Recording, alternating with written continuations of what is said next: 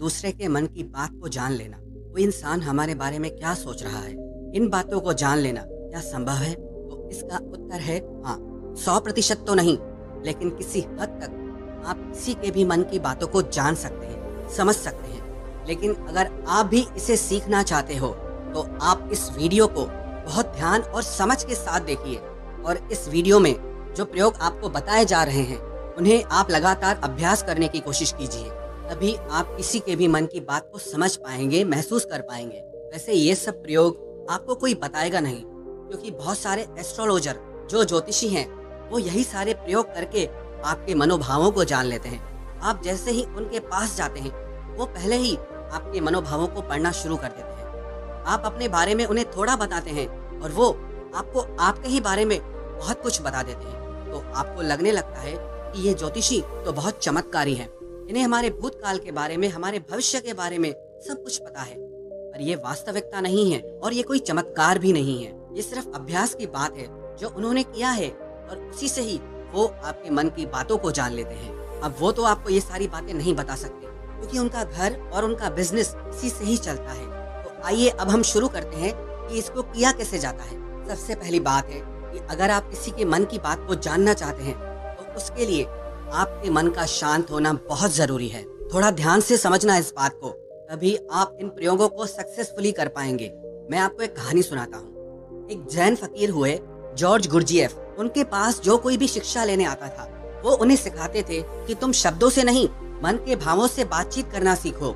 इसे टेलीपैथी भी कहा जाता है, जो बिना कुछ कहे एक दूसरे के साथ मन ही मन में बात कर लेना। कई बार आप लोगों ने महसूस किया होगा कि आप किसी के बारे में सोचते हैं और वो इंसान आपके सामने आ जाता है या उसका फोन आ जाता है।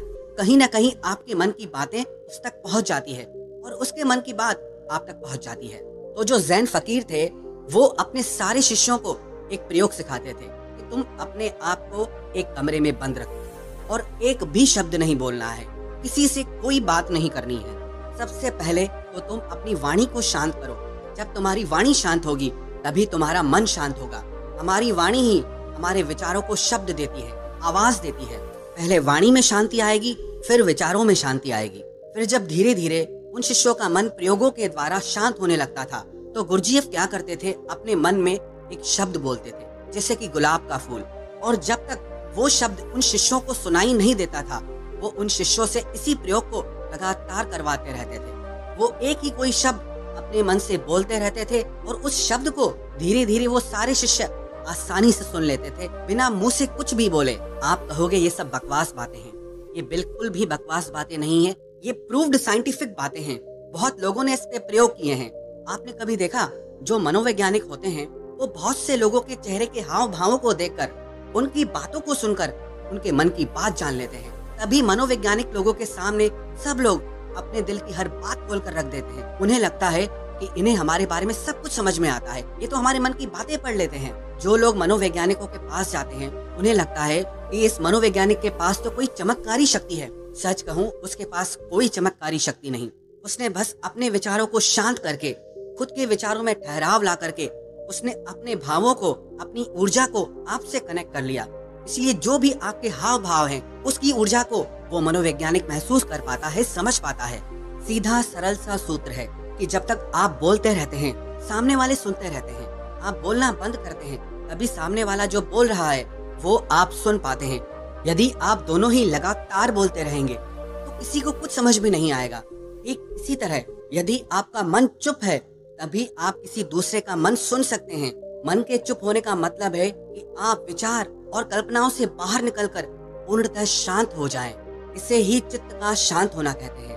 कहते हैं कि इस मन की शक्ति योग के बल पर जो योगी लोग होते हैं वो चींटियों के पैरों में बंधे घुंघरू की आवाज तक भी सुन सकते हैं। तो लोगों के मन में तो दुनिया भर का शोर मचा हुआ है, वो आपको कैसे नहीं सुनाई देगा। लेकिन इसके लिए आपको एक बात बता दूं, जिन लोगों का मन बहुत चंचल रहता है, बहुत दौड़ता रहता है, ऐसे लोग अपने ही मन की बातों को ठीक से नहीं समझ पाते, तो वो किसी और के मन की बात को क्या समझ पाएंगे। मैंने एक कहानी सुनी, एक फकीर हुए लाओ त्सु, वो अपने एक शिष्य के साथ रोज सुबह में वॉक करने जाते थे। एक दिन जो उनका शिष्य था, तो उस दिन उनका शिष्य अपने मित्र को भी साथ लेकर आया। तो मॉर्निंग वॉक के टाइम पे उनका शिष्य और उसका मित्र भी साथ साथ चलने लगा। वो काफी देर तक ऐसे ही पैदल चलते रहे। किसी ने कोई आवाज नहीं की। जो उनके शिष्य का मित्र था वो बड़ा हैरान हो रहा था कि ये लोग कुछ बोलते क्यों नहीं, इतनी देर से चुप क्यों हैं ये लोग। तो उसने सोचा मैं ही बात शुरू करता हूँ। और काफी समय गुजरने के बाद उसने सिर्फ इतना कहा कि कितनी अच्छी सुबह है, कितना अच्छा मौसम है। जब उस शिष्य के मित्र ने ये बात कही तो लाओ त्सु ने कहा कि कल से तुम अपने मित्र को मेरे पास बिल्कुल लेकर मत आना, क्योंकि ये बहुत शोर मचाता है। वो शिष्य बड़ा हैरान हो गया कि इसने तो सिर्फ इतना कहा कि कितनी अच्छी सुबह है, मौसम कितना अच्छा है, इसमें इसने ऐसा कौन सा शोर मचा दिया। तो लाओ त्सु ने अपने शिष्य से कहा कि मेरा मन अब पूर्णतः शांत हो गया है। अब जरा सी भी आवाज मुझे शोरगुल मालूम होती है। सुबह अच्छी है तो है, मौसम अच्छा है तो है। मैं भी देख रहा था कि मौसम अच्छा है, तुम भी देख रहे थे, तो इस बात को व्यर्थ में बताने का मतलब ही क्या हुआ। मेरे मन में ऐसी शांति भर गई है कि ये व्यर्थ की बातें मुझे अब बिल्कुल अच्छी नहीं लगती, क्योंकि मैं बिना बोले ही सब कुछ सुन सकता हूँ और बिना कहे ही सब कुछ कह सकता हूँ। तो मैं शब्दों को बोलकर और सुनकर अपनी उस शक्ति को क्यों नष्ट करूँ। जब मैं बिना बोले सुन सकता हूँ, बिना कहे भी कह सकता हूँ, तो मुझे शब्दों की जरूरत ही नहीं है। अगर आप भी चाहते हैं कि आप दूसरे लोगों के मन की बात जान सकें, तो उसके लिए आप एक प्रयोग करें।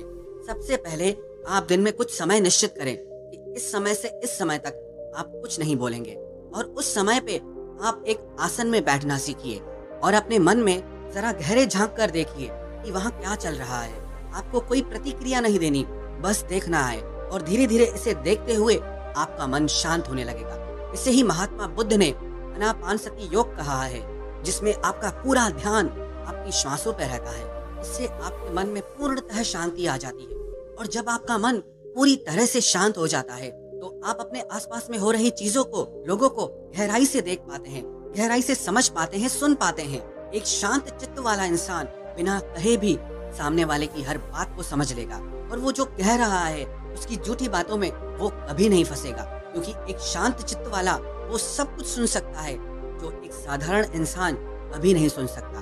अगर आप भी चाहते हैं कि आप लोगों का मन पढ़ सकें, उनके मन में चल रही भावनाओं को महसूस कर सकें, तो उसके लिए आप अपने मन को शांत करने का अभ्यास करें। और जब आपका मन शांत हो जाए तो धीरे धीरे लोगों के मन में गहरे झांकने की कोशिश करें, उनके हाव भाव को समझने की कोशिश करें। उनके शब्दों पर नहीं जाएं, जो उनके हाव भाव हैं आप उन्हें गहराई से समझने की कोशिश करें।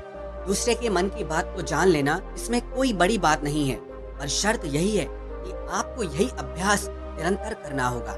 जिस दिन आपका अभ्यास सिद्ध हो जाएगा, आपको बिना कहे भी लोगों के मन की सारी बातें बिल्कुल साफ सुनाई देंगी। अब आप ये सोच रहे होंगे कि किसी और के मन की बात पता करके हमें क्या फायदा मिल जाएगा, लेकिन मैं आपको बता दूं कि इसका फायदा आपको जीवन के हर क्षेत्र में मिलेगा। चाहे वो आपके रिश्ते हो, आपके क्लाइंट्स हो, आपकी नौकरी का इंटरव्यू हो, जिंदगी के किसी भी क्षेत्र में चले जाओ। अगर आप सामने वाले के मन की बातों को समझ पाओ, महसूस कर पाओ, तो आप जिंदगी में हर कामयाबी हासिल कर सकते हो। इसके बहुत फायदे हैं। इससे आपको कोई भी इंसान झूठ बोल के धोखा नहीं दे सकता, कोई आपका इस्तेमाल नहीं कर सकता। आप हर तरह की भावनात्मक चोट खाने से बच जाएंगे। कोई आपके पैसों को लूट कर नहीं जा सकता।